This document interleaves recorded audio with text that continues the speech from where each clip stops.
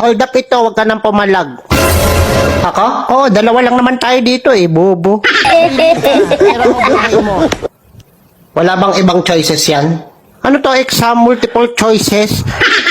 Ay, sarap sa kalin. Yung buhay ko, binigay ko na sa asawa ko. Yung pera ko, kinuha na rin niya. Hold upper ka ba o nang-aasar? Wala ganun, hindi ka binibigyan ng pera?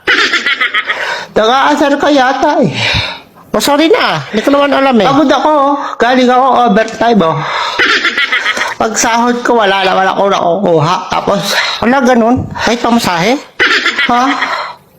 Pag mag-hold up ka, huwag ka na mag-asar. Grabe naman affected mo. Saka ako hold upin mo, yung walang asawa, walang pamilya, ganun. Ano yun, tatanungin ko muna kung may asawa o wala. Kaya issue yan. O ito, may iyak ka na eh. Ha? Hold up lang, walang asaran. Hindi ko naman alam eh. Ang iinis ka eh. Sige, sa susunod tatanungin ko kung Suka sige. mo, nabubuli ka pa eh, nag-hold up ka.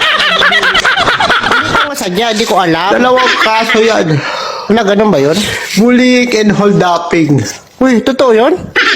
Meron yata nun. Sige na, hindi na kita hold upin. Hingan mo pa akong tiso. Sige na, Ayop. balis ka sa harap ko, nakalibad-baran ako sa mukha mo. Ito na, paalis na. Hindi ko naman alam na under ang hanap ka eh.